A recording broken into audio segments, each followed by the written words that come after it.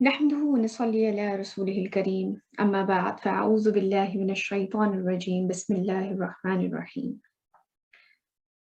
رب اشرح لي صدري ويسر لي أمري واحلل عقدة من لساني يفقهوا قولي اللهم فقهنا في الدين وعلمنا التاويل ربي زدني علما ربي زدني علما ربي زدني علما. सबसे पहले हमने पिछली क्लास के हमारे की लेसन्स थे कि हमने अभी तक 274 से 281 आयत जो हमने पढ़ी थी उनमें हमने क्या पढ़ा है, वो बेसिकली सूद के बारे में थी. हमने इंटरेस्ट को डिटेल में पढ़ा था कि अल्लाह सुब्हान व तआला इंटरेस्ट के बारे में क्या फरमाते हैं. इसके बारे में क्लियर ये था कि अल्लाह सुब्हान व तआला सूद को घटाते हैं और सदकात को बढ़ाते हैं. और हमने ये भी पढ़ा था कि ये क्लियर जंग है अल्लाह और उसके रसूल के अगेंस्ट. उसके साथ साथ ये वाली आयत के जो भी अल्लाह सुब्हान तआला पे ईमान लाएंगे और उनके अहकामात पे पैरवी करेंगे, उनको ना ही कोई गम होगा और ना ही उनको कोई खौफ होगा. और इसके साथ हमने ये पढ़ा था कि हम लोगों को एक दिन अल्लाह सुब्हान तआला के सामने पेश होना है और अपने आमाल का जवाब देना है. ये हमारी अब तक की आयत की जो मेन पॉइंट्स थे वो ये थे जो पिछली क्लास के हमारे थे. आज इंशाल्लाह सूरह बकरा हमारी मुकम्मल हो जाएगी. आज हम स्टार्ट करते हैं आया नंबर 282 से. बिस्मिल्लाह. अय्युहल्लज़ीना आमनू इज़ा तदायनतुम बिदैनिन इला अजलिन मुसम्मन फक्तुबूह वलयक्तुब बैनकुम कातिबुन बिलअदल वला यअबा कातिबुन अन यक्तुब कमा अल्लमहुल्लाह फलयक्तुब वलयमलिलल्लज़ी अलैहिल हक़्क़ु वलियत्तक़िल्लाहि रब्बहु वला यबख़स मिन्हु शैआ. इसमें अल्लाह सुब्हान तआला फरमा रहे हैं, ये बाय द वे कुरान की सबसे बड़ी आयत है. आयतुल कुर्सी के बारे में कहते हैं कि वो अजीम तरीन आयत है और ये आयत जो है ये सबसे लंबी आयत है अगर हुजम के हिसाब से देखा जाए.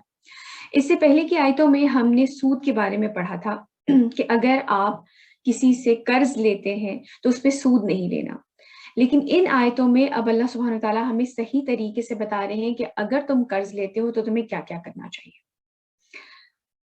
ए अहले ईमान, जब भी तुम कर्ज का कोई मामला करो एक वक्त मुअय्यन तक, पहली चीज तो सबसे पहले आ गई कि एक टाइम लाइन आपने उसमें रखनी है एक वक्त मुअय्यन तक के लिए, तो इसको लिख लिया करो.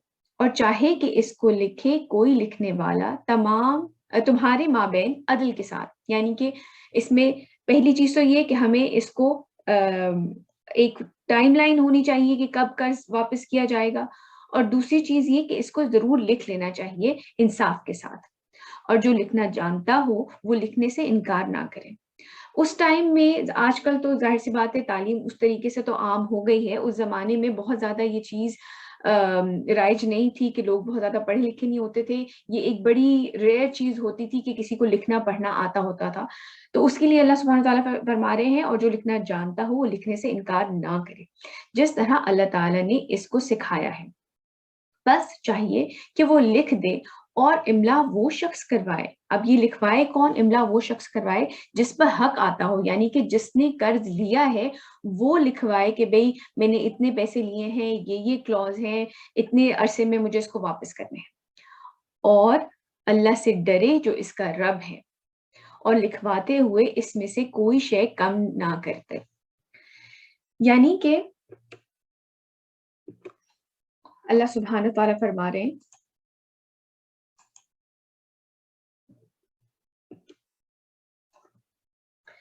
कि जो लेने वाला है वो लिखवाए, ना ही मतलब हमें रूल्स बताए जा रहे हैं कि अगर कोई लोन ट्रांजैक्शन होती है, अगर आप किसी से कर्ज लेते हैं तो एक तो उसको लिखना जरूरी है. फिर कोई टाइमलाइन होनी चाहिए جس کو لکھنا آتا ہے یا جو لکھنا جانتا ہے وہ عدل کے ساتھ انصاف کے ساتھ لکھے اور لکھنے سے انکار نہ کرے کہ نہیں جی میں آپ کے معاملوں میں نہیں پڑھتا. اور کون لکھوائے وہ شخص جو کہ لون لے رہا ہے. ٹھیک ہے, آگے چلتے ہیں. فإن كان الذي عليه الحق سفيها أو ضعيفا أو لا يستطيع أن يمل هو فليملل وليه بالعدل واستشهدوا شهيدين من رجالكم فإن لم يكونا رجلين فرجل وامرأتان ممن ترضون من الشهداء. پھر اگر وہ شخص جس پہ حق عائد ہوتا ہے یعنی کہ جس نے پیسے واپس کرنے ہیں نہ سمجھ ہو یا ضعیف ہو یا اس کے اندر اتنی صلاحیت نہ ہو کہ وہ املا کروا سکے, تو جو اس کا ولی ہو یعنی کہ جو بھی کوئی رشتہ دار بڑا کوئی ہے وہ انصاف کے ساتھ لکھوا دے اور اس پر گواہ بنا لیا کرو اپنے مردوں میں سے 2 آدمیوں کو. پھر اگر 2 آدمی دستیاب نہ ہو تو 1 مرد اور 2 عورتیں ہوں. یہ گواہ تمہارے پسندیدہ لوگوں میں سے ہوں, یعنی کہ گواہ ایسے لوگوں کو بنانا چاہیے جو کہ جن کے بارے میں آپ جانتے ہوں, یعنی کہ ایسا نہ ہو کہ کوئی بھی خاندان سے یا باہر سے کوئی ایسا شخص آپ نے راہ سے پکڑا اور اٹھا کے آپ نے اسے کہہ دیا کہ تم گواہ بن جاؤ. اس کی آپ کو جانچ ہو کہ یہ شخص سچ بولتا ہے, کبھی کسی کا مال نہیں کھایا ہوا, یا اس طرح سے اس کے بارے میں آپ کو صحیح سے علم ہو. تو اللہ سبحانہ تعالیٰ پورے آیت میں کیا فرما رہے ہیں جو کہ ابھی تک ہم نے پڑھا ہے کہ اس کو لکھ لیا کرو, اس کے بارے میں عدل سے انصاف کے ساتھ, اور لکھنے سے انکار مت کیا کرو, اور وہ شخص لکھوائے جو کہ لے رہا ہے قرض. اگر وہ نہ لکھوا سکے تو پھر اس کا ولی اس کے بہاف پر وہ لکھوائے گا. اس کے ساتھ ساتھ اللہ سبحانہ تعالیٰ فرما رہے ہیں کہ 2 آدمی گواہ کے طور پہ لے لیا کرو. اگر 2 آدمی نہ ہو تو 2 عورتیں گواہ کے طور پہ لے لیا کرو. یہاں پر بہت سی خواتین کو, آئی ایم شیور آپ لوگوں کو بھی ہوگا, آپ لوگوں کا کیا خیال ہے, بہت ساری خواتین کو اس چیز پہ بڑا اعتراض ہوتا ہے کہ یہ ہم سے کیوں کہا گیا کہ جی 1 مرد کی گواہی جو ہے وہ 2 عورتوں کے برابر ہے.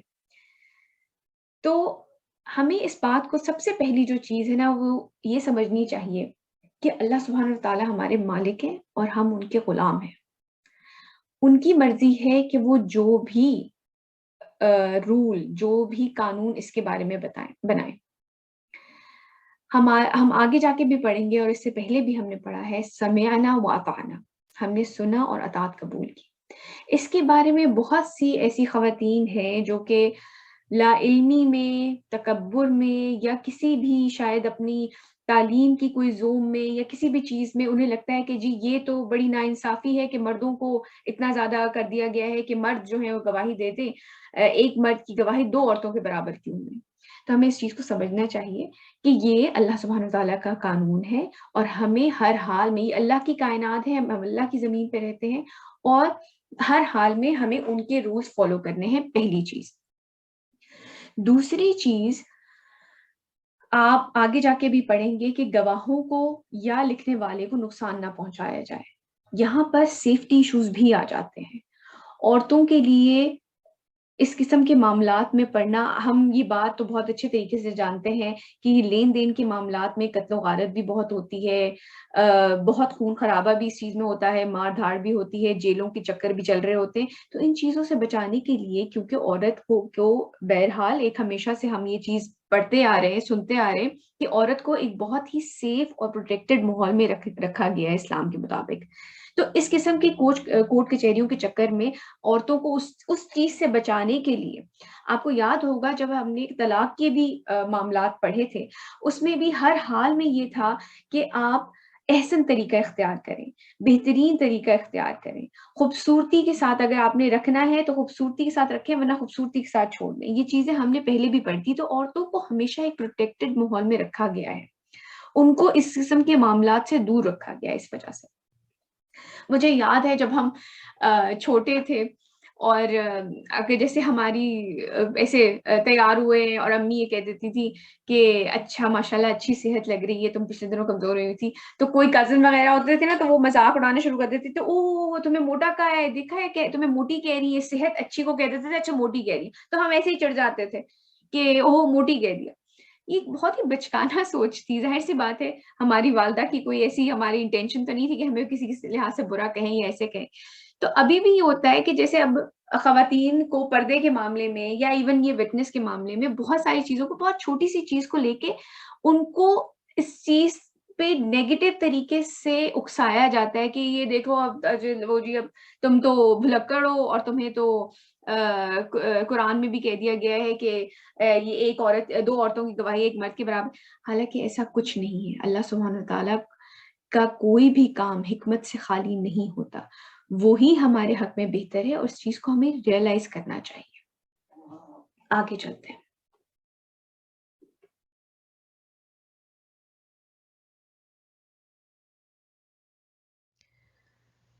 أن تضل إحداهما فتذكر إحداهما الأخرى ولا يأبى الشهداء إذا ما دعوا ولا تسأموا أن تكتبوه صغيرا أو كبيرا إلى أجله.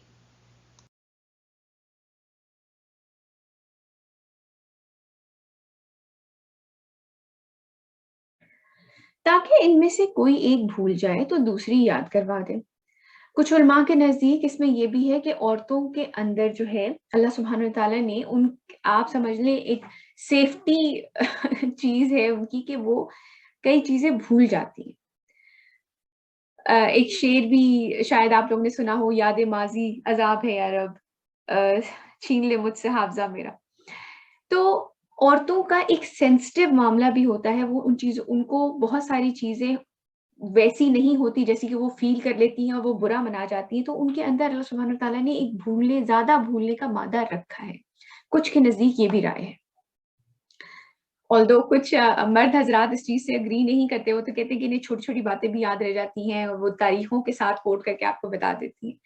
لیکن نہیں، اللہ سبحانہ تعالیٰ فرما رہے ہیں تاکہ ان میں سے کوئی ایک بھول جائے تو دوسری یاد کروا دے، اور نہ انکار کرے گواہ جبکہ ان کو بلایا جائے. یعنی کہ اگر کسی کو آپ نے گواہی کے لیے رکھا ہے، کوئی شاہد ہے، تو وہ آ کر گواہی دینے میں جو ہے وہ انکار نہ کرے اس سے. اور سستی مت کرو اس کے لکھنے میں کے معاملے میں، خواہ چھوٹا ہو یا بڑا ہو، اس کی معین مدت کے لیے. ہمارے آپس میں بھی بڑے، ایون فرینڈز میں بھی، آفیسز میں بھی لین دین کا معاملہ ہوتا ہے. لیکن اگر آپ پراپر کوئی کسی کو قرض کے طور پہ کوئی چیز، کوئی مال دے رہے ہیں، تو آپ ضرور، اس میں کوئی حرج نہیں ہے کہ ایک چھوٹے طریقے سے ڈاکیومنٹ کر لیں، کوئی ای میل کر دیں، کچھ کر دیں، کیونکہ یہ زیادہ بہتر طریقہ ہے. ہم آگے یہ پڑھیں گے. ذلكم أقسط عند الله وأقوم للشهادة وأدنى ألا ترتبوا إلا أن تكون تجارة حاضرة تديرونها بينكم فليس عليكم جناح ألا تكتبوها. یہ اللہ کے نزدیک بھی زیادہ مبنی بر انصاف ہے اور گواہی کو زیادہ درست رکھنے والا ہے، اور یہ اس کے زیادہ قریب ہے کہ تم شبے میں نہیں پڑو گے. اللہ یہ کہ کوئی تجارتی لین دین ہو، یعنی کہ کوئی چھوٹا موٹا آپ جا کر کہیں سے کوئی چیز خرید رہے ہیں، یا کاروباری معاملے میں کوئی کاروبار چھوٹا موٹا کر رہے ہیں کہ کوئی چیز دے دی اور اس کے پیسے لے لیے. تجارتی لین دین ہو جو تم دست بدست کرتے ہو، یعنی کہ روزمرہ کی زندگی میں تو ہو رہا ہے. کچھ علماء کے نزدیک رسید کا معاملہ بھی ہے کہ اگر آپ کوئی چیز خریدتے ہیں اور آگے سے کوئی آپ کو رسید نہیں دیتا تو تم پر کوئی گناہ نہیں ہے کہ اس کو نہ لکھو. تو کچھ کے نزدیک یہ بھی ہے کہ یہ جو روز ہم رسید لیتے ہیں، کوئی ڈبلوٹی خریدی یا فلاں چیز خریدی، اور یہ لین دین کا معاملہ روز کا جو روزمرہ کا ہے، اگر یہ نہیں لکھ رہے تو اس میں کوئی حرج کی بات نہیں ہے. آگے چلتے ہیں. وأشهدوا إذا تبايعتم ولا يضار كاتبا ولا شهيد وإن تفعلوا فإنه فسوق بكم واتقوا الله ويعلمكم الله والله بكل شيء عليم. اور گواہ بنا لیا کرو جب کوئی مستقبل کا سودا کرو. کئی دفعہ ایسے ہوتا ہے کہ آپ سیزن ہے اس طرح کا کہ ابھی کراپ کے معاملے میں جیسے فار ایگزامپل یا کوئی کپڑا خرید و فروخت آپ کر رہے ہیں اور آپ کو فیوچر میں 6 مہینے کے بعد 3 مہینے کے بعد ملے گا لیکن آپ کو پیمنٹ ابھی کرنی ہے تو یہ اس کے بارے میں ہے. اور گواہ بنا لیا کرو جب کوئی مستقبل کا سودا کرو کہ بھئی آپ نے پیسے ابھی دینے ہیں لیکن مال آپ کو 6 مہینے بعد یا 2 مہینے بعد یا 2 ہفتے بعد ملے گا تو اس کے لیے بھی گواہ بنا لیا کرو. اور نہ نقصان پہنچایا جائے کسی لکھنے والے کو اور گواہ کو. یہ بات میں نے ابھی مینشن کی کہ اس میں خطرے کی چیزیں بھی بہت ہوتی ہیں کہ آپ لکھنے والے کو بھی گئی تو میری مرضی کی چیز لکھو یا بعد میں تحریر بدل دو یا ایون جو گواہ بن رہا ہے اس وقت اس کو بھی کوئی نقصان نہ پہنچایا جائے اور نہ نقصان پہنچائے کوئی لکھنے والا اور گواہ. یعنی کہ کوئی جھوٹی گواہی بھی نہ دے اور لکھنے والا بھی کیونکہ اگر کوئی ان پڑھ بیچارہ ہے یا کوئی ایسا انسان لکھوا رہا ہے تو اس کو تو نہیں پتا تحریر میں کیا لکھا ہے تو وہ لکھنے والا کچھ بھی لکھ سکتا ہے. اور نہ نقصان پہنچائے کوئی لکھنے والا اور گواہ اور اگر تم ایسا کرو گے نقصان پہنچاؤ گے تو یہ تمہارے حق میں گناہ کی بات ہوگی اور اللہ سے ڈرتے رہو اور اللہ تمہیں تعلیم دے رہا ہے اور اللہ ہر چیز کا علم رکھنے والا ہے. یعنی کہ ہم نے یہ چیز پڑھی کہ پہلی چیز تو یہ کہ اس کو لکھ لیا کرو اس میں ایک ٹائم فریم ہونا چاہیے عدل کے ساتھ لکھو لکھنے سے انکار مت کرو اور جو لکھ رہا ہے نہ وہ کسی کو نقصان پہنچائے اور نہ کوئی اس کو نقصان پہنچائے. لکھوائے گا کون؟ آج کل اگر آپ بینک کی ڈاکیومنٹس دیکھیں ویسے تو اگر آپ بینک سے لون لینے جاتے ہیں اول تو سودی کاروبار ہے وہ تو ویسے ہی جائز نہیں ہے لیکن دوسرے اس کے ساتھ ساتھ وہ کیا کرتے ہیں وہ آپ کو ایک بڑا سارا پلندہ پیپرز کا پکڑا دیتے ہیں اور آپ سے کہتے ہیں کہ ان کے اوپر سائن کر دیں اور اس کے اوپر اس قسم کی زبان لکھی ہوئی ہوتی ہے کہ وہ ایک عام آدمی اتنی ٹیکنیکل اور لا کی لینگویج ہوتی ہے کہ ایک ٹیکنیکل بندہ ویسے ہی نہیں سمجھ سکتا. اور یہاں کیا بتایا جا رہا ہے کہ کون لکھوائے گا؟ دینے والا نہیں آپ کو پیپر پکڑا دے گا جو لے رہا ہے وہ بندہ لکھے انصاف کے ساتھ اپنے رب سے ڈرتا ہوگا اور اس کے ساتھ ساتھ 2 گواہ لے لیا کرو تاکہ نہ ہی ان کو کوئی نقصان پہنچایا جائے نہ وہ آپ کو نقصان پہنچائے اور ایک پراپر طریقے سے ڈاکیومنٹڈ ہو جب آپ لین دین کا معاملہ کر رہے ہیں. اس پہ مجھے ایک حدیث یاد آتی ہے کہ رسول اللہ صلی اللہ علیہ وسلم نے فرمایا کہ اللہ تعالیٰ اس شخص کو پسند نہیں کرتے جو لین دین کا معاملہ کرے اور اس کو نہ لکھے اور اس کے بعد جب اس کے ساتھ کوئی برائی ہو جائے کوئی پیسے کے لین دین میں اس کے اوپر کوئی زیادتی ہو جائے تو وہ پھر دعائیں کرے اور روئے اور لوگوں کے سامنے وائی ویلا مچائے.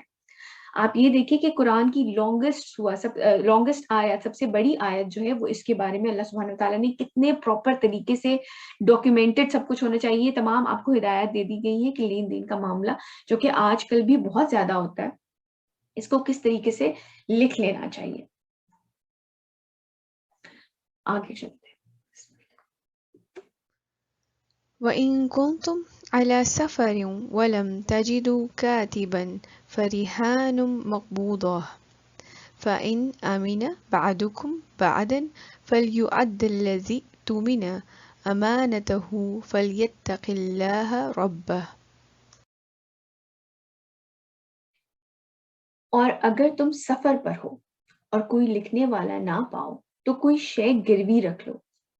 یعنی کہ آپ اپنی کوئی چیز کوئی قیمتی چیز اس کے پاس رکھوا دیں کہ بھئی میں جب تمہارا قرض اب میں تم سے پیسے لے رہا ہوں یہ میری چیز تم گروی رکھ لو جب میں تم سے تمہارا پیسہ تمہیں واپس کر دوں گا تو تم یہ گروی چیز مجھے واپس کر دینا. اور اگر تم سفر پر ہو اور کوئی لکھنے والا نہ پاؤ تو کوئی شے گروی رکھ لو قبضے میں. پھر اگر تم میں سے ایک دوسرے پہ اعتماد کرے تو جس کے پاس امانت رکھی گئی ہے اس کو چاہیے کہ وہ اس کی امانت واپس کرے اور اللہ سے ڈرے جو اس کا رب ہے. ولا تكتموا الشهادة ومن يكتمها فإنه آثم قلبه والله بما تعملون عليم. اور گواہی کو چھپایا نہ کرو. اس میں مجھے ایک حدیث یاد آئی رسول اللہ صلی اللہ علیہ وسلم نے فرمایا کہ بہترین گواہ وہ ہے جو کہ بغیر کہے سچی گواہی دے. اور قیامت کے نزدیک کے وقت کے بارے میں آتا ہے کہ اس وقت جو ہے لوگ بغیر کہے جھوٹی گواہی دینے کے لیے تیار ہو جائیں گے. اور گواہی کو چھپایا نہ کرو، اور جو کوئی گواہی کو چھپائے گا تو اس کا دل گنہگار ہوگا، اور جو کچھ تم کر رہے ہو اللہ اسے خوب جانتا ہے. آگے چلتے ہیں. لله ما في السماوات وما في الأرض وإن تبدوا ما في أنفسكم أو تخفوه يحاسبكم به الله فيغفر لمن يشاء ويعذب من يشاء والله على كل شيء قدير. اب آپ دیکھیں کہ یہ آیت کے اختتام کی اس صورت کے اختتام کی طرف ہم پہنچ رہے ہیں، اس کے اینڈ کی طرف پہنچ رہے ہیں، اور یہ اور بھی صورتوں میں آپ دیکھیں گے کہ اس سے مشابہ، اس سے ملتی جلتی آیات جو ہیں وہ سورج کے اینڈ میں آئیں گی. اللہ سبحانہ تعالیٰ فرما رہے ہیں اللہ ہی کے لیے ہے جو بھی آسمانوں میں ہے اور جو کچھ بھی زمین میں ہے.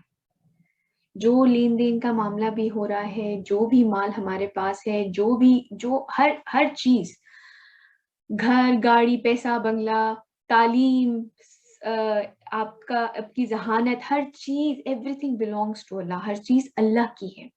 اس چیز کو ریئلائز کرنا کہ اللہ ہی کے لیے ہے جو بھی آسمانوں میں اور جو کچھ بھی زمین میں ہے، اور جو کچھ تمہارے دلوں میں ہے، خواہ تم اس کو ظاہر کرو خواہ چھپاؤ، اللہ تم سے اس کا محاسبہ کر لے گا.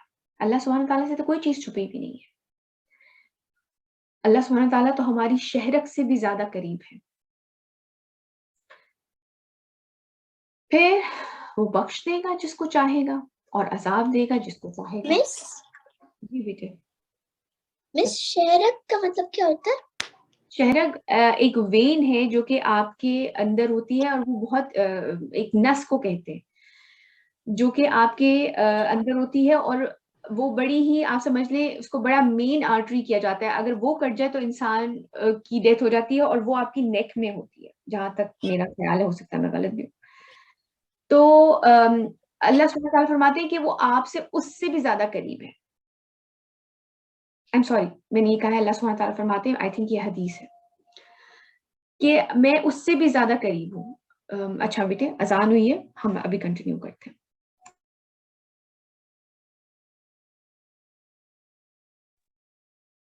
اللہ سبحانہ تعالیٰ فرما رہے ہیں کہ اللہ ہی کے لیے ہے جو کچھ بھی آسمانوں میں ہے اور جو کچھ بھی زمین میں ہے، اور جو کچھ تمہارے دلوں میں ہے، خواہ تم اسے ظاہر کرو خواہ چھپاؤ، اللہ تم سے اس کا محاسبہ کر لیتا ہے. یعنی کہ قیامت والے دن ہم اللہ سبحانہ تعالیٰ کے سامنے کھڑے ہوں گے اور سب تمام نامہ اعمال ان کے پاس ہوں گے، اور چاہے وہ ہم ظاہر کر رہے ہوں دنیاوی زندگی میں اور اپنی طرف سے اپنے دماغ میں چھپانے کی کوشش کر رہے ہوں، اللہ سبحانہ تعالیٰ اس کا حساب لے لیں گے.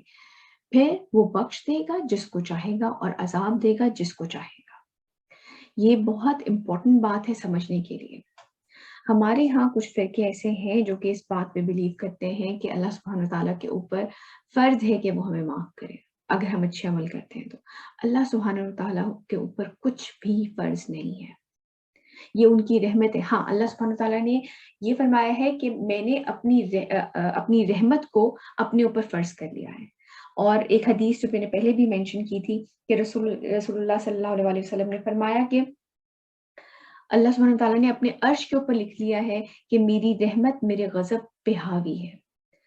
تو اللہ سبحانہ تعالیٰ کی رحمت ہوگی کہ ہم اگر جنت میں چلے جائیں، ہمارے اعمال جو ہیں وہ اس قابل ہو جائیں کہ اللہ سبحانہ تعالیٰ انہیں قبول کر لیں، لیکن ان کے اوپر کوئی بھی چیز واجب نہیں ہے، کوئی بھی چیز فرض نہیں ہے. اس چیز کو یہ بہت ضروری چیز ہے اس بات کو سمجھنا. تو پھر وہ بخش دے گا جس کو چاہے گا اور عذاب دے گا جس کو چاہے گا. ہم اللہ کے سرونٹس ہیں، ہم اللہ کے نوکر ہیں، ہم اللہ کے خادم ہیں. ہمارا مقام جو ہے نا، اللہ سبحانہ تعالیٰ نے اس دنیا میں ہمیں بے شک اشرف المخلوقات بنایا ہے، لیکن اللہ سبحانہ تعالیٰ کے آگے ہماری کوئی حیثیت نہیں ہے. وہ ہماری پیشانی ان کے ہاتھ میں ہے، وہ جس طرف چاہے ہماری گردن موڑ دیں اور جس وقت چاہے ہمارے اعمال ہمارے گناہوں کے بعد آش میں ہمیں پکڑ لے. اور اللہ ہر چیز کی قدرت رکھتا ہے. ابھی تک جتنے بھی احکام سورہ بقرہ میں ہم نے بہت سے احکام پڑھے ہیں، ان پر عمل پیرا ہونا ہمارا فرض ہے، اور لیکن اللہ پہ یہ فرض نہیں ہے کہ اگر ہم وہ تمام کام بھی اچھے کرتے ہیں تو بھی ہمارے لیے اوپر تو پھر جنت ہم پہ فرض بنتی ہے نا. ایسا نہیں ہے، ایسا نہیں ہے. اللہ سبحانہ تعالیٰ ہمارے خالق ہیں، مالک ہیں، ہمیں ان کے ہر حکم کے آگے اپنا سر جھکانا ہے، اور وہ ہر چیز پر قادر ہے. آگے چلتے ہیں.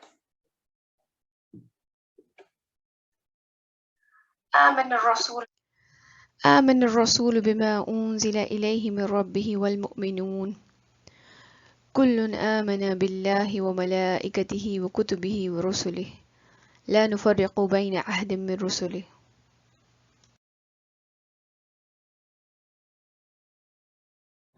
ایمان لائے رسول اس چیز پر جو نازل کی گئی ان کی جانب، ان کے رب کی طرف سے، اور مومنین بھی. یہ بہت بڑی بات ہے. آپ یہ دیکھیں کہ اللہ سبحانہ تعالیٰ نے رسول اللہ صلی اللہ علیہ وسلم کے ایمان کے ساتھ ہمارے ایمان کا ذکر کیا ہے. جو لوگ ایمان لائے رسول صلی اللہ علیہ وسلم اس چیز پر جو نازل کی گئی ان کی جانب، ان کے رب کی طرف سے، اور مومنین بھی. آپ یہ دیکھیں کہ اللہ سبحانہ تعالیٰ مومنین کا لفظ استعمال کر رہے ہیں، مسلمین کا نہیں.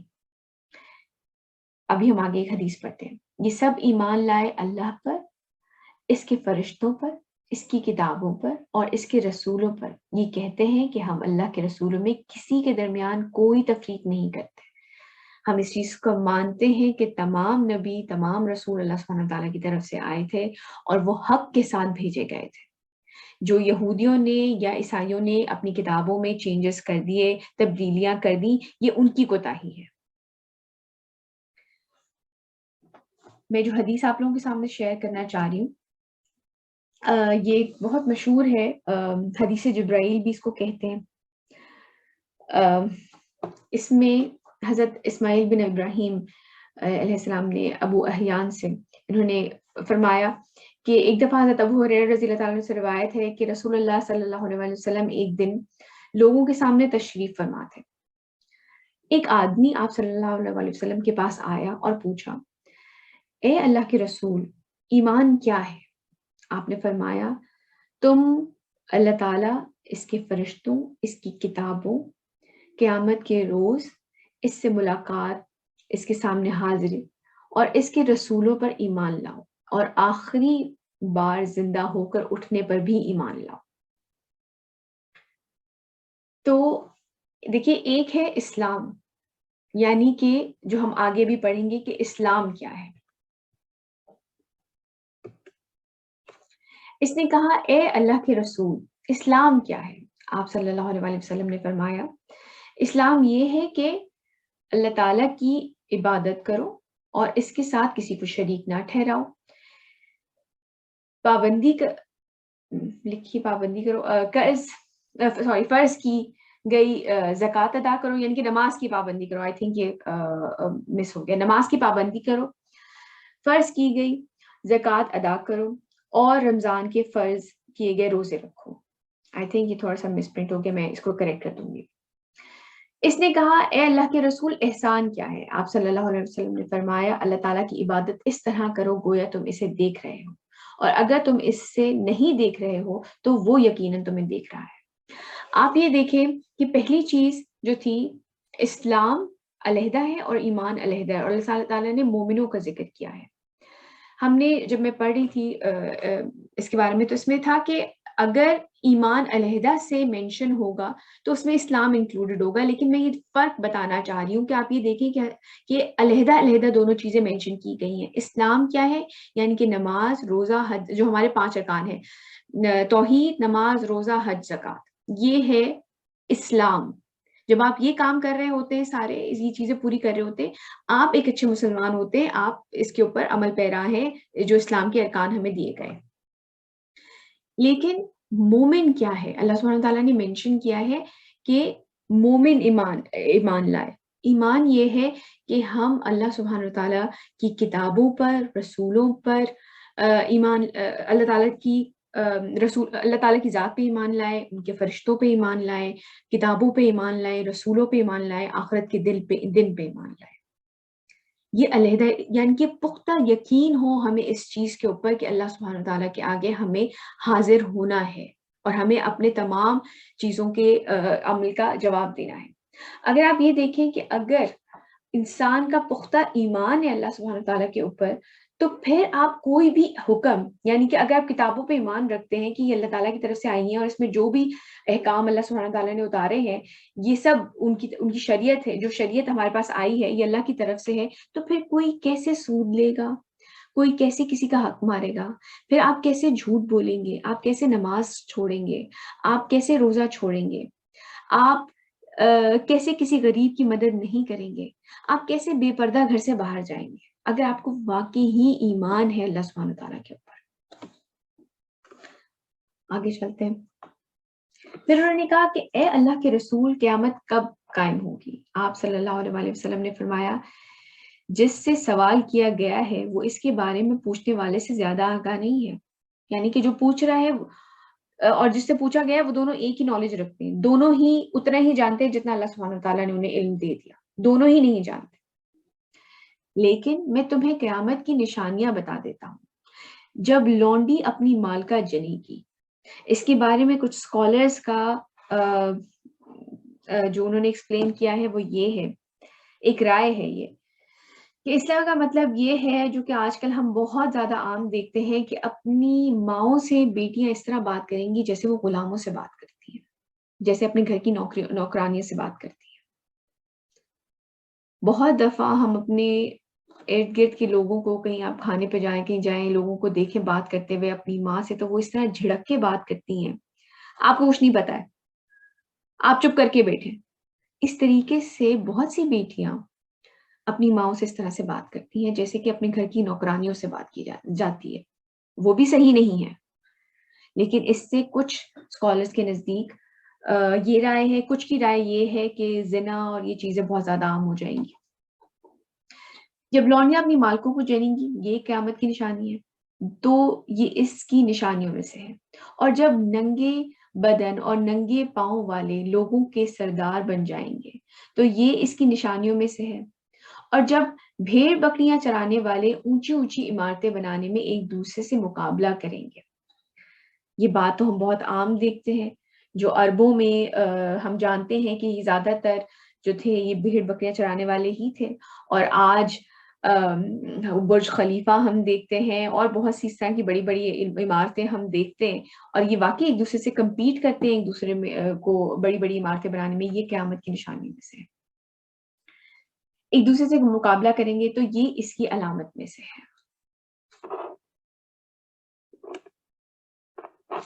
قیامت کا وقت کا علم ان 5 چیزوں میں سے ہے جنہیں اللہ تعالیٰ کے سوا کوئی نہیں جانتا۔ پھر آپ صلی اللہ علیہ وسلم نے یہ آیت پڑھی، بے شک اللہ تعالیٰ ہی کے پاس قیامت کا علم ہے، وہی بارش برساتا ہے اور وہی جانتا ہے کہ ارحام میں ماؤں کے پیٹوں میں کیا ہے، کوئی زیرو نہیں جانتی کہ وہ کل کیا کرے گا، نہ کسی متنفس کو یہ معلوم ہے کہ وہ زمین کے کس حصے میں فوت ہوگا، بلا شبہ اللہ تعالیٰ علم والا خبردار ہے۔ حضرت ابو ہریرہ نے فرمایا پھر وہ آدمی واپس چلا گیا تو رسول اللہ صلی اللہ علیہ وسلم نے فرمایا اس آدمی کو میرے پاس واپس لاؤ۔ صحابہ اکرام رضی اللہ تعالیٰ عنہم اسے واپس لانے کے لیے بھاگ دوڑ کرنے لگے تو انہیں کچھ نظر نہ آیا، مطلب وہ باہر نکلے، ارد گرد دیکھا تو کوئی بھی نہیں تھا۔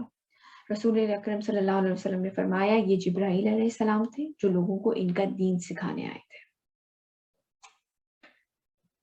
تو آمن الرسول یعنی کہ ہم پختہ طریقے سے ایمان لائیں جیسے کہ نبی کریم صلی اللہ علیہ وسلم ایمان لائے کہ ہم اسلام اچھے مسلمان بھی بنے، ان تمام ارکان نماز روزہ حج زکوٰۃ کے اوپر بھی تب پوری توجہ دیں، ان کو قائم کریں، اور اس کے ساتھ ساتھ اس بات پہ یقین رکھیں کہ اگر ہمارے ساتھ ہمیں فرشتوں کے بارے میں بتایا گیا ہے تو فرشتے کرام کاتبین ہمارے سائڈوں پر موجود ہیں، وہ ہمارا ہر عمل لکھ رہے ہیں، وہ کوئی چاہے کوئی چھپ کے کرے، چاہے وہ رات کی تاریکی میں کرے یا وہ کھلم کھلا سب کے سامنے کرے، وہ سب لکھ رہے ہیں، ان کے سامنے سب کچھ ہے۔ اسی طرح جو کتابیں اتری ہیں، جو شریعت اتری ہے، ہمیں اس کے اوپر عمل کرنا ہے، یہ اللہ تعالیٰ کی طرف سے اتری ہے۔ تو ہر چیز کے اوپر پختہ طریقے سے ایمان لایا جائے. آگے چلتے ہیں. وقالوا سمعنا وأطعنا غفرانك ربنا وإليك المصير. اور وہ کہتے ہیں کہ ہم نے سنا اور اطاعت کی. آپ کو یاد ہوگا ہم نے بنی اسرائیل کے بارے میں جب پڑھا تھا تو اس میں یہ تھا کہ انہوں نے کہا سمعنا وعصینا، ہم نے سنا اور انکار کیا، نہیں مانا. اور جو لوگ اللہ سبحانہ تعالیٰ پہ ایمان لاتے ہیں وہ ان کے ہر حکم کے بارے میں ان کا رویہ کیا ہے، اور وہ کہتے ہیں کہ ہم نے سنا اور اطاعت کی. پروردگار ہم تیری بخشش مانگتے ہیں اور تیری ہی جانب لوٹ کر جانا ہے. جو کچھ گناہ، جو کچھ خطا ہم سے ہو جاتی ہے ہم اس کے لیے معافی چاہتے ہیں، اور ہم اس بات پہ یقین رکھتے ہیں کہ ہمیں اللہ سبحانہ تعالیٰ کی طرف لوٹ کے جانا ہے. آپ نے دیکھا ہوگا میں نے کارنر پہ ایک چیز ایڈ کی ہوئی ہے، اللہم اجعلنا منہم، اللہ تعالیٰ ہمیں ان لوگوں میں شامل کریں جو ہم کہیں سمعنا واطعنا. آگے چلتے ہیں. لا يكلف الله نفسا إلا وسعها لها ما كسبت وعليها ما اكتسبت ربنا لا تؤاخذنا إن نسينا أو أخطأنا. اللہ تعالیٰ نہیں ذمہ دار ٹھہرائے گا کسی جان کو مگر اس کی وسعت کے مطابق. یہ ایک بڑا امپورٹنٹ کانسیپٹ ہے. ہم لوگوں کو جج کرتے ہیں لیکن اللہ سبحانہ تعالیٰ کہہ رہے ہیں کہ ہر انسان کا ایک مطلب، میں اس کو صرف ایکسپلین کرنے کے لیے آپ کو بات سمجھا رہی ہوں کہ جیسے ایک سانچہ ہوتا ہے نا، اگر آپ کے پاس ایک اسٹار شیپ مولڈ ہے اور تو اس میں سے کیا بنے گا؟ ایک اسٹار شیپ کوکی بنے گی، ہارٹ شیپ تو نہیں بنے گی. اسی طرح انسان کا انوائرمنٹل فیکٹرز ہوتے ہیں، یعنی کہ جس جگہ پہ وہ پیدا ہوا پلا بڑا ہے، اور کچھ اس کے جینز ہوتے ہیں جو کہ اس کے ماں باپ کی طرف سے اسے ملے ہیں، کہ اس کی کچھ ہیبٹس، کچھ عادتیں ایسی، ان چیزوں سے مل کر ایک انسان بنتا ہے. اب آپ یہ نہیں ہے کہ کسی غریب انسان سے ایک امیر انسان ہے جو کہ 10 لاکھ روپے کا عطیہ کرتا ہے.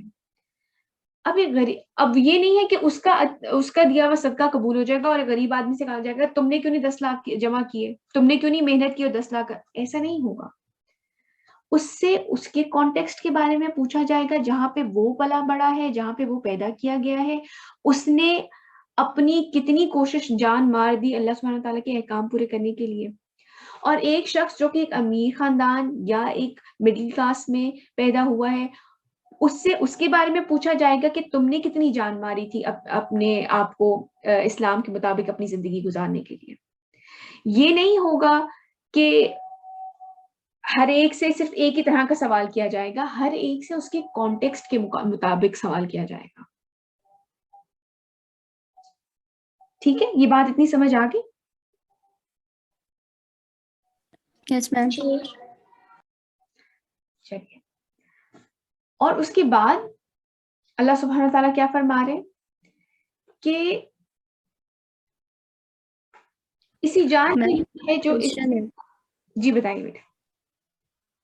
میم دیکھیں، ہم کہتے ہیں کہ کسی کو جج نہیں کرنا چاہیے، پھر یہ بھی تو ہوتا ہے کہ ہمیں یہ کیسے پتا چلے کہ کوئی انسان برا ہے یا اچھا؟ ہم اسے آبزرو کرنا شروع کرتے ہیں، اور پھر اگر وہ اچھا ہے تو ہم اسے دوستی کرتے ہیں، اور اگر برا ہے تو ہم اسے دور ہو جاتے ہیں.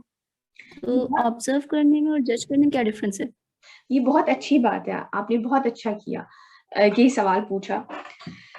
دیکھیے، ہم انسانوں کو جج کرنے لگ جاتے ہیں، ہم ان کو ٹیگ کرنے لگ جاتے ہیں، حالانکہ ہمیں نہیں پتا کہ ان کے پیچھے سے کانٹیکسٹ کیا ہے، ان کے ساتھ کیا معاملات ہیں، یا کیا ان کے گھر میں اگر کوئی لڑکی ہے اور کوئی برا کام کرتی ہے، کوئی لڑکا برا کام کرتا ہے، ہمیں نہیں پتا کہ ان کو دینی تعلیم کتنی دی گئی، ان کا کیا کانٹیکسٹ تھا.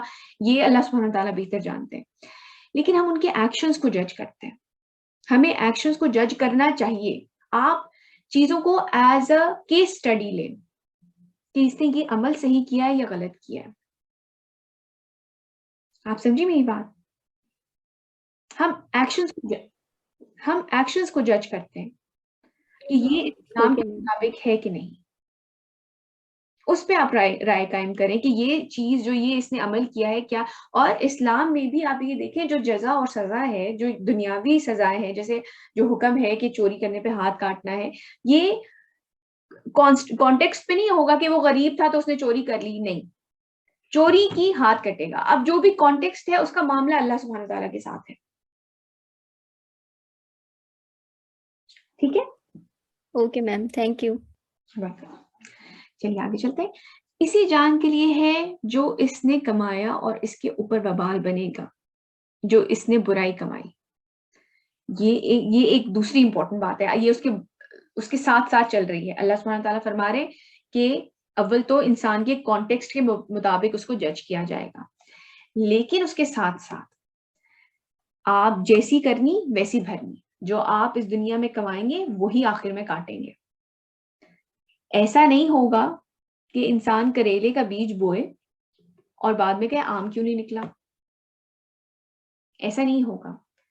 یہ دنیا میں آپ دنیا کی بھاگ دوڑ میں لگے رہے. آپ کچھ لوگ یہ کہتے ہیں کہ جی باقی تو ساری چیزیں کر لی, بس اسلام کے معاملے میں اتنا فہم نہیں ہے, بس اتنا ہمارا ہے نہیں, ایکسپوجر نہیں ہے.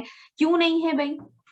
آپ دنیا کی ہر قسم کی ڈگری حاصل کر لیتے ہیں, آپ دنیا کی ہر قسم کی تعلیم حاصل کر لیتے ہیں, لیکن دین کے معاملے میں آپ آ کے کن ذہن ہو جاتے ہیں somehow. آپ دنیا میں جو بوئیں گے, جو آپ ایفرٹس جس ڈائریکشن میں لگائیں گے, جتنی تگ و دو, جتنی جد و جہد آپ دنیا میں جس ڈائریکشن میں کریں گے, آخر میں آپ کو اسی کا پھل ملے گا. اور حتیٰ یہ بھی کہ یہ نہیں ہے کہ آپ کی اولاد کو آپ نے کبھی دین کی تعلیم دینے کی کوشش نہیں کی, کبھی ان کو دین سے متعارف نہیں کروایا.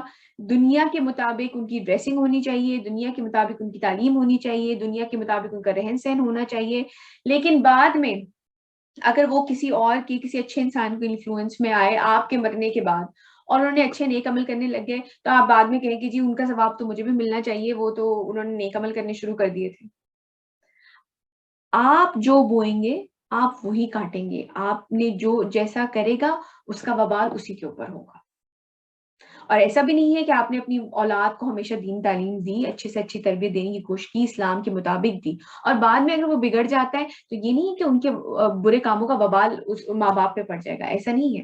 انسان جو بوئے گا وہی کاٹے گا. آپ اپنی اولاد کو یا کسی اپنے دوست کو کوئی اچھی بات کہی اور ان کو اس پہ عمل کرنے کے لیے کہا, اور اگر وہ اس پہ عمل پیرا ہو جاتے تو آپ کے اوپر اس کا ہے, آپ کو اس کا ثواب ملے گا. اور اگر آپ اس کو برائی سے روک رہے ہیں لیکن پھر بھی وہ وہی برائی کیے جا رہے ہیں تو آپ کے اوپر اب نہیں ہے. حالانکہ کیونکہ دیکھیں آپ ساتھ ساتھ رہ رہے ہیں, تو ہم سورہ عصر میں انشاءاللہ جب آگے جائیں گے تو یہ پڑھیں گے کہ اللہ سبحانہ تعالیٰ فرماتے ہیں کہ صرف وہ لوگ خسارے میں نہیں ہیں جو نیکی کی تلقین کرتے رہے. تو آپ پہ نیکی کی تلقین کرنا فرض ہے. آپ کو ضروری ہے کہ آپ اگر کوئی برائی دیکھیں اس کو ہاتھ سے روکیں, اور اگر کوئی کسی کو کچھ غلط کام کرتے دیکھیں اس کو روکیں, اور کوئی اچھائی کی تلقین کریں. یہ آپ نے کرنا ہے. لیکن ایسا نہیں ہے کہ آپ نے اپنے دوست کو نیکی کی تلقین بھی کی پھر بھی وہ برا کام کر رہا ہے تو آپ سے پوچھا جائے گا کہ بھئی کیوں نہیں کی. نہیں, ایسا نہیں ہوگا. جو بوئے گا وہ کاٹے گا. کہتے ہیں نا دنیا آخرت کی کھیتی ہے. آپ دنیا میں جو کچھ کام کریں گے آخرت میں آپ کو اسی کا ریوارڈ ملے گا. کچھ نیا ایکسپیکٹ نہیں کرنا چاہیے اس میں.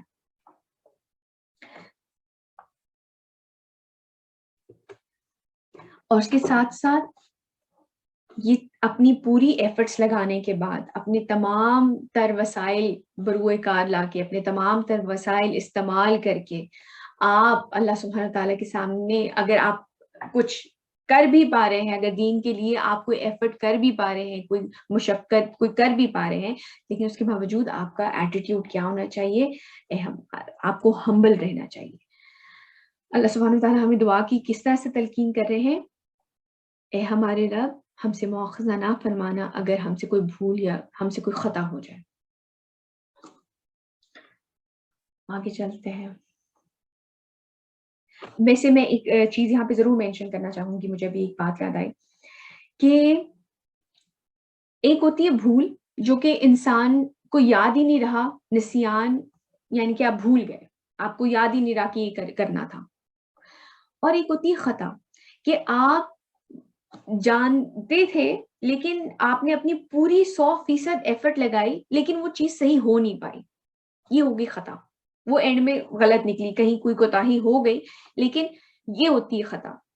تو اللہ سبحانہ تعالیٰ سے ہم دعا کیا کر رہے ہیں کہ ہمارا اس پہ مواخذہ نہ کیجیے گا. یہ آخری جو آیتیں ہیں 285 اور 286, یہ بہت امپورٹنٹ آیتیں ہیں, اور میں ابھی اس کے آخر میں انشاءاللہ اس کی فضیلت جو ہے سورہ بقرہ کی, اس میں ایک حدیث آپ کے ساتھ شیئر کروں گی. ربنا ولا تحمل علينا إسرا كما حملته على الذين من قبلنا ربنا ولا تحملنا ما لا طاقة لنا به واعف عنا واغفر لنا وارحمنا أنت مولانا فانصرنا على القوم الكافرين.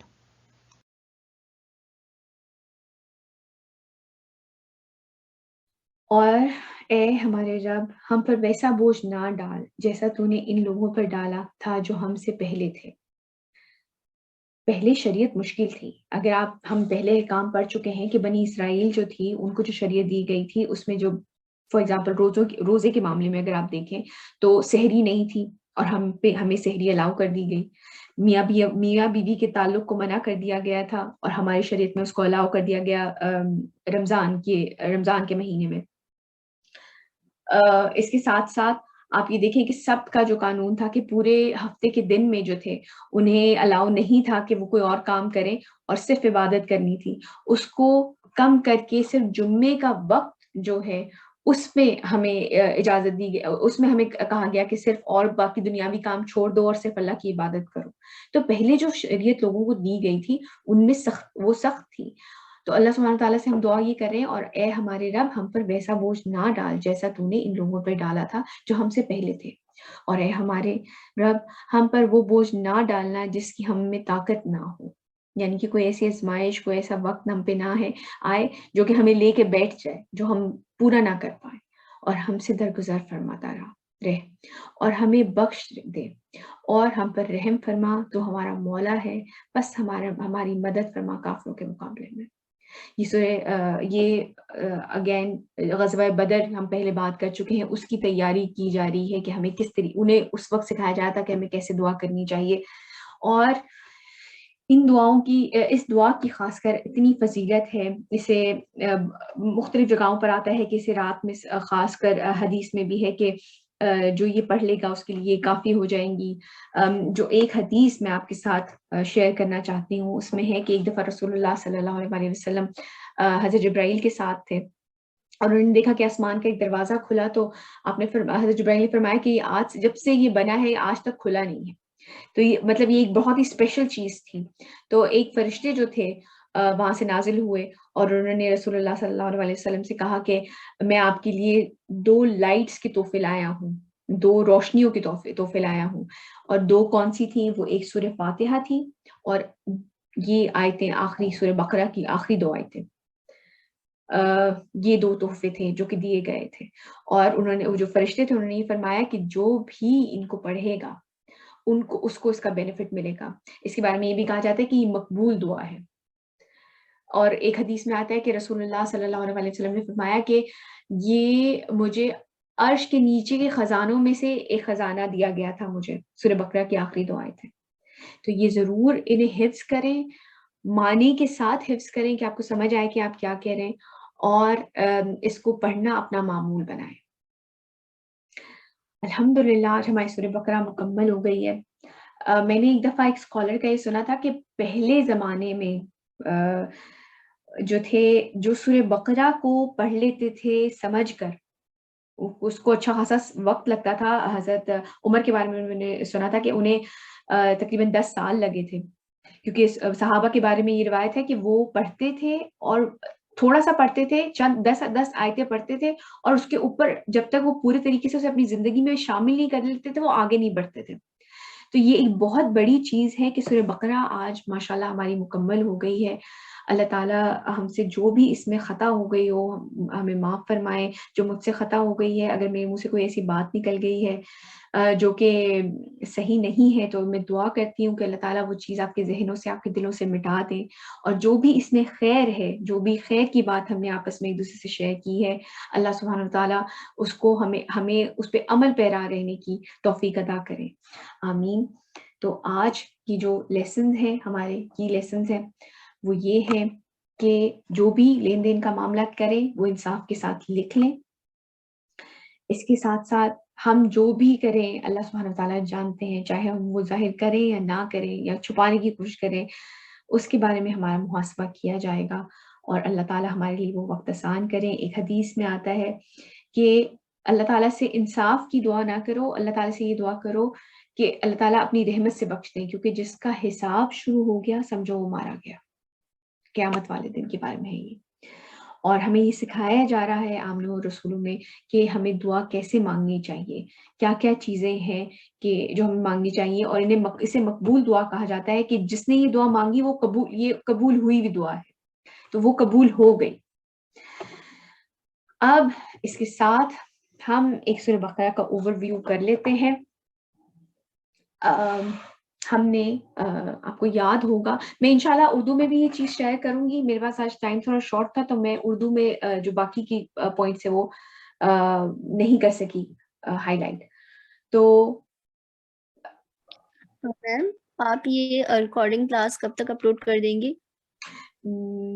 میں پوری کوشش کروں گی، آج نہیں تو کل انشاءاللہ. Okay ma'am. ٹھیک ہے، تو ہم ایک چھوٹا سا جلدی سے کوئک اوور ویو کر لیتے ہیں اس کا کہ ہم نے اب تک کیا پڑھا ہے سورہ بقرہ میں.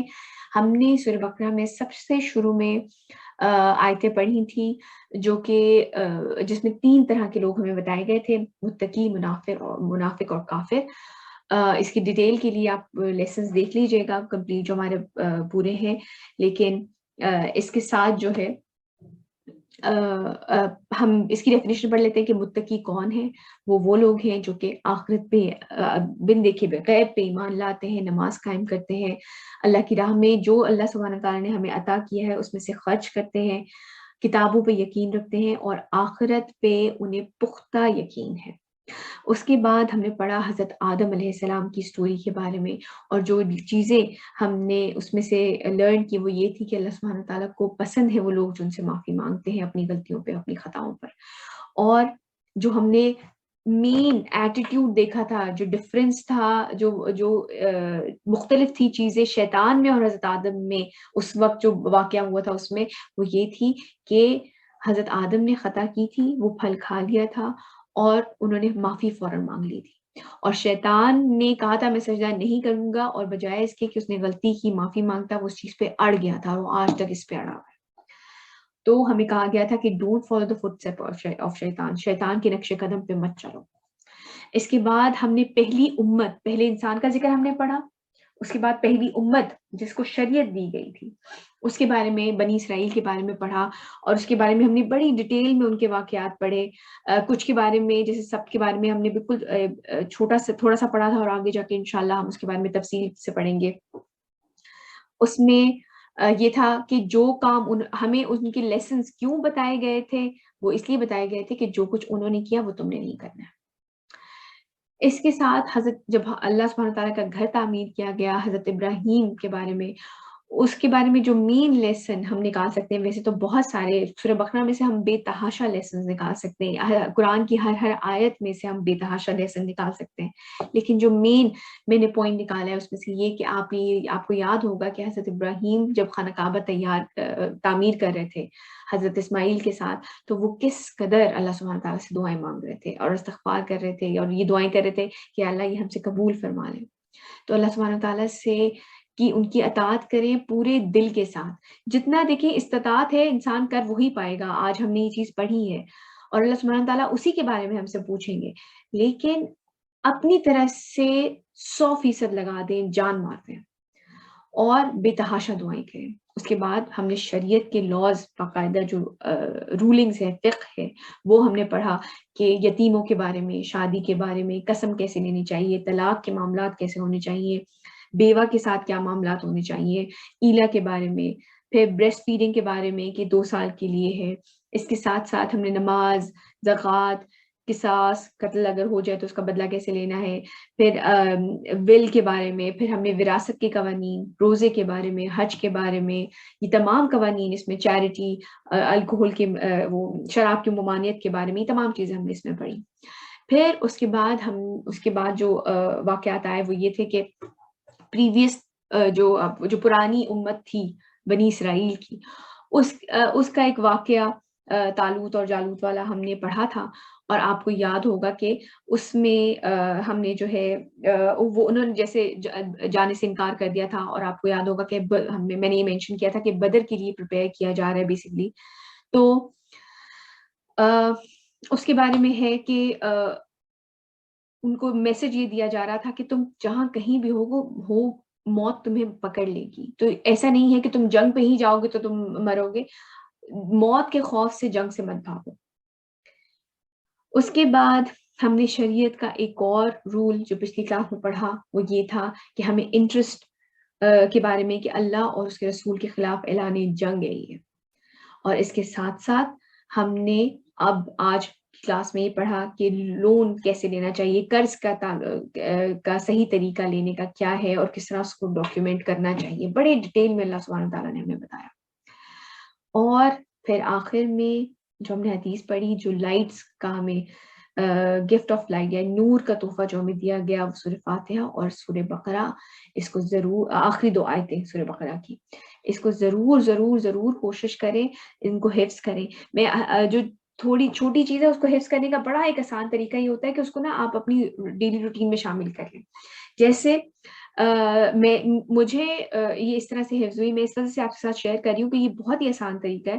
آپ روزانہ رات کو یوٹیوب پہ ویڈیوز ہیں شیخ مشاری کی ہیں اور بہت سے جو قاری ہیں ان کی ہیں، آپ روزانہ رات میں یہ لگانا شروع کر دیں. آپ یقین کریں 1 ہفتے کے بعد، نہیں تو 2 ہفتے کے بعد آپ کو پڑھنے میں روانی ہو جائے گی اور آپ کو یہ حفظ ہو جائے گی. اسی طرح سورہ کہف کے بارے میں ہے کہ اگر سورہ کہف کے بارے میں ہے نا کہ اس کی جو پہلی 10 آیتیں ہیں، کچھ کے نزدیک پوری سورہ ہے، حفظ کرنے کے بارے میں ہے، کچھ کے نزدیک پہلی اور آخری 10 آیتیں حفظ کرنے کے بارے میں. تو آپ ہر جمعے اپنے ٹی وی پر، یوٹیوب پر کسی بھی ویڈیو کے تھرو وہ چیز لگا لیا کریں، تمام گھر والے سنیں، اور آپ یقین کریں کچھ مہینوں کے بعد، کیونکہ ہفتے میں 1 دفعہ چل رہی ہوگی، آپ کو وہ آیتیں حفظ ہو چکی ہوں گی. یہ بہت آسان طریقہ ہے. تو یہ ضرور کوشش کریں کہ اس کو اپنی زندگی میں شامل کریں انشاءاللہ. میم جی جی بتائیے. میم جی جی میم سورہ کہف کے بارے میں یہ کہا جاتا ہے کہ ان کی جو اسٹارٹنگ کی آیات ہیں اگر ہم وہ حفظ کر لیں یا وہ ہم پڑھ لیں ہر جمعے کو، تو جی ایک مطلب وہ جو دوسرا کمنگ ویک آ رہا ہے اس میں ہماری حفاظت ہوتی رہے گی. جی حفاظت ہے. تو لیکن جب ہم اس شرط پہ صرف اس شرط 10 آیات پڑھیں کہ ہمارے پاس ٹائم نہیں ہے، بہت جلدی ہمیں کلاس میں جانا ہے یا کوئی چیز اٹینڈ کرنی ہے، تب ہم پڑھ سکتے ہیں، یا مطلب ہم جان بوجھ کے بھی اگر 10 آیات پڑھیں پوری سورہ کہف نہ پڑھیں تو کوئی گناہ نہیں ہے؟ ہاں نہیں، کوئی گناہ نہیں. یہ تو ویسے ہی ایک ریکمینڈیڈ چیز ہے. گناہ تو دیکھیں فرائض پہ ہوتے ہیں اس طرح سے، یہ ایک ریکمینڈیڈ چیز ہے، کرنا بہتر ہے یہ ہے. Okay ma'am. لیکن میں آپ کو طریقہ بتا رہی ہوں کہ اگر آپ روزانہ کوشش کریں کہ کسی طریقے سے اپنے اونچی آواز میں اپنے گھر میں لگا دیں، آپ یقین کریں آپ کے گھر کے تمام ممبرس کو وہ یاد ہو جائے گی، اور اس کا ثواب آپ لوگوں کو بھی ملے گا، ظاہر سی بات ہے. اوکے جی، ابھی تک جو بھی ہم نے سورہ بقرہ میں پڑھا ہے اس سے ریلیٹڈ کوئی بھی سوال؟ آج آئی نو تھوڑی کلاس اوپر ہو گئی ہے، تھوڑی لیٹ بھی سٹارٹ ہوئی تھی، اس کے لیے معذرت ہے. لیکن اگر کوئی سوال کوئی کوئکلی کرنا چاہے، ورنہ گروپ پہ بھی شیئر کر سکتے ہیں. Not on the group. آپ میرا ایک کوشچن ہے، جی بتائیے عائشہ. لائک کہ اگر 2 پرسنز ہیں ان کے بیچ میں کوئی بھی میٹر چل رہا ہے اور ایک رانگ ہے اور ایک رائٹ ہے، اور ہمیں پتہ ہے کہ وہ آدمی غلط ہے اور وہ صحیح ہے، لیکن ہم ان کے معاملے میں نہیں پڑھنا چاہ رہے، غلط ہے جبکہ ہمیں پتہ ہے کہ وہ صحیح بھی ہے اور وہ غلط بھی ہے، اور بالکل. ہم اگر اس کا ساتھ دیں گے جو صحیح ہے تو اس کے حق میں بہتر ہو جائے گا، اور ہم غلط کا ساتھ دیں گے تو جس کے ساتھ صحیح ہے اس کے ساتھ ناانصافی ہو جائے گی. انصافی تو ہو اور اگر ہم نیوٹرل بہیو کر رہے ہیں کہ ہمارا ان سے کوئی ریلیشن نہیں ہے تو ہم کیوں پڑھیں ان کے معاملے میں، تو اس میں ہم گناہ گار ہوں گے، کیونکہ ہماری ایک گواہی یا ہمارا ایک تھوڑا سا ساتھ دینا ان کی مورل سپورٹ ہو جائے گی، اس سے تو ان کے لیے بہتر ہوگا. وہ دیکھیے اگر تو کوئی اس طرح کا معاملہ ہے تو بہتر یہ ہے کہ ظاہر سی بات ہے کہ صحیح حق کا ساتھ دیا جائے. جیسے کہ میں نے حدیث مینشن کی کہ رسول اللہ صلی اللہ علیہ وسلم نے فرمایا کہ بہترین گواہی وہ ہے جو کہ بغیر کہے سچی گواہی دے دی جائے. تو بہترین طریقہ تو یہ ہے. باقی اگر کوئی خاص کر آپ سے کوئی گواہی مانگ رہا ہے پھر تو بالکل ہی نہیں چھپانی چاہیے. یہ تو ہم نے قرآن میں بھی اللہ سبحانہ تعالیٰ نے فرمایا ہے کہ گواہی کو مت چھپاؤ. بٹ میم مجھے ان کی عائشہ کی بات سے ایک چیز یاد آ رہی ہے کہ اللہ نے ایک آیت میں فرمایا کہ اللہ نے نہیں دیے تمہارے سینے میں 2 دل, تو ہم نیوٹرل تو رہ ہی نہیں سکتے. اس کا مطلب ہے کہ اگر ہم سچ نہیں بول رہے تو اس کا مطلب ہے کہ ہم غلط راستے پر ہیں. مجھے اس کے بارے میں جو سبت کا قانون تھا وہ انشاءاللہ ہم آگے جا کے واقعہ پڑھیں گے. ان کو اللہ سبحانہ تعالیٰ نے مینشن بھی نہیں کیا, جو کہ بالکل خاموش رہتے ہیں. تو یا تو آپ صحیح ہوتے ہیں یا غلط ہوتے ہیں. تو بہتر یہ ہے کہ آپ حق کا ساتھ دیں. ڈیفینیٹلی.